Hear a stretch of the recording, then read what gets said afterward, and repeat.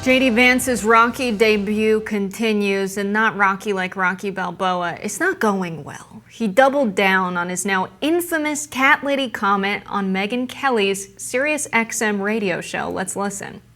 Obviously, it was a sarcastic comment. I've got nothing against cats. I've got nothing against dogs. I've got one dog at home, and I love him, Megyn. But look, this is not, people are focusing so much on the sarcasm and not on the substance of what I actually said. And the substance of what I said, Megyn, I'm sorry, it's true. It is true that we become anti-family. It is true that the left has become anti-child. It is simply true. Now, Kelly brought up liberal host Joy-Ann Reid's suggestion that Vance only values white stay-at-home moms. This was his response. It's just so disgusting, Megyn. And look, I love my wife so much. I love her because she's who she is. Obviously, she's not a white person, and we've been attacked by some white supremacists over that. But I love Usha. She's such a good mom. She's such a brilliant lawyer, and I'm so proud of her. But yes, her experience has given me some perspective in the way in which it's really hard for working families in this country. Backlash over Vance's repeated missteps is not cooling. Comedian Chelsea Handler had some words for him. Let's watch. Listen up, you wingnut elegy. This country is still controlled by men in systems that were set up by men that are carefully crafted to continue to benefit men. So to put it in women-hating terms, you'll understand you're being hysterical. She didn't stop there. Let's watch some more. There's no correlation between childless people and the presidency. For example, our very first United States president, Mr. George Washington, didn't have children. In fact, he had 2 stepchildren. That's right. Just like someone else I know. And to your point about Kamala not being fit because she's not a mother, I'd like to remind you that no president in the history of the United States has ever been a mother. So Vance seems to have stuck his foot in his mouth one too many times. Senate Majority Leader Chuck Schumer suggested Trump might want to rethink having Vance as his VP pick and replace him. Here he is on Face the Nation. Let's watch. I think Donald Trump, I know him, and he's probably sitting and watching the TV, and every day Vance, it comes out Vance has done something more extreme, more weird, more erratic. Now the president has about 10 days before the Ohio ballot is locked in, and he has a choice. Does he keep Vance on the ticket, where he already has a whole lot of baggage? He's probably going to be more baggage over the weeks because we'll hear more things about him, or does he pick someone new? It's his choice. I do think it's interesting that every day we're getting some more JD Vance lore, but I don't see it as stuff that could end his political career. It's a lot of the stuff that he was picked for. Is it going to go well for Republicans? Maybe not. But I think I will say Trump knew who he was picking when he picked JD Vance. He wanted someone who could speak to working class people, and JD Vance ticks that box. I don't think the Republicans care too much about what Chuck Schumer thinks? No, about pissing off women. I think they knew that their policies would alienate a lot of the female vote. But what I think they didn't anticipate is this shift we're seeing among suburban women who were formerly for Trump that now favor Harris. They don't care about pissing off Chelsea Handler. And nor do I. If I have to, in fact, listen to her for 5 more seconds, I'm going to end up voting for Trump by the end of this.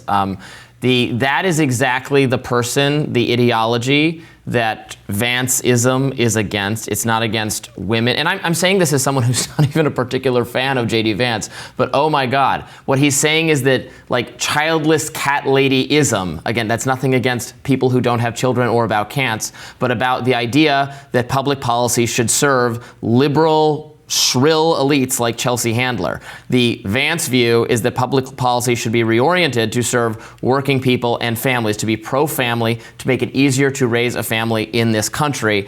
You can disagree with those. I will actually disagree with probably some of those policy pronouncements. Probably there'll be policies in there that you would like that I would not. But it's not about his flippant, sarcastic comment, as he said, about what a childless cat lady is not really the point. The point is being missed. He's going to lose. Republicans are going to lose affluent, single, white ladies by a large margin. That is not a path to electoral victory. That's not what Republicans are pursuing. They are pursuing family-oriented people. They're pursuing, which include many immigrants and minority voters who are not necessarily in love with Biden or Kamala Harris, who actually tend to have larger families and be more religious and be more socially conservative, actually, than the white liberal elites who have been in this country forever. That's the new Republican Party, and it's still kind of taking shape. But no one cares on the conservative side, at least. The Chelsea Handlers, the Chuck Schumer. What is Chuck Schumer's input have to do with anything? I don't think, no, Donald Trump is not going to replace J.D. Vance.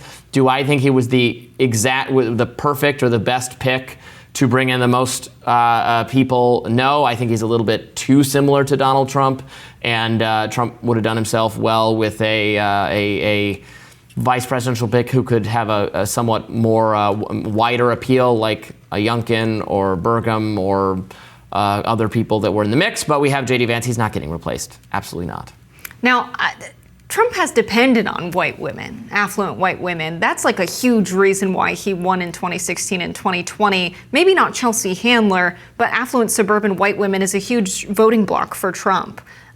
He depends on white suburban women, and if he's losing them, that's a big mistake. We're hearing Megyn McCain and others talk about their conservative friends, power brokers, who maybe some of them are critical of Donald Trump and have been in the past, but are saying that what they're getting out of J.D. Vance is really alienating them from the party.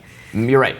Affluent married white women, still Republican voters. Single white women are not. They don't poll for that. What poll shows who is married? I've never seen that in the data. Oh, they poll for that, yeah. Okay. Yes. They don't. They poll for everything.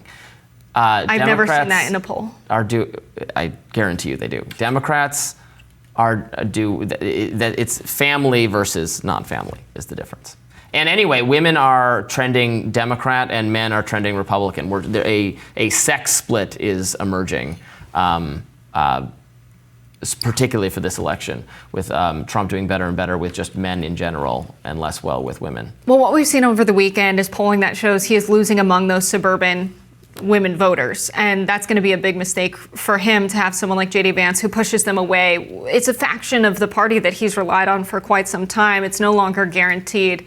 That's going to hurt Donald Trump's election chances. The fact that the news is about whether or not J.D. Vance had sex with a couch, I think goes to show how well it's going for Democrats. That was it was a made up, fake. It doesn't matter if it's fake. The fact that he looks like the type is. of guy to do it, and it's in the news, is what I'm talking about. That it's in the news because it's fake. How like bad all it's makeup.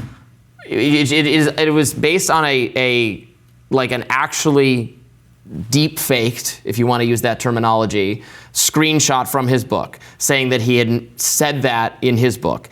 That it does not say that in the book. It was a falsely construed screenshot and then was shared by a AP headline, I believe, again, that was false. It's just false. It's just based on nothing. So, for all the freak out we usually get when there's misinformation out there from mainstream reporters, I find it interesting that instead they're all having a chuckle about this one rather than complaining about, oh, look at the capacity for wrong information to spread on social media. When it's about a Republican, it's just funny. When it's about Democrats, it's examples of everything that's wrong with social media and wrong with how dumb and gullible conservatives are or old people are or whatever. When it happens to Republican, it's just funny.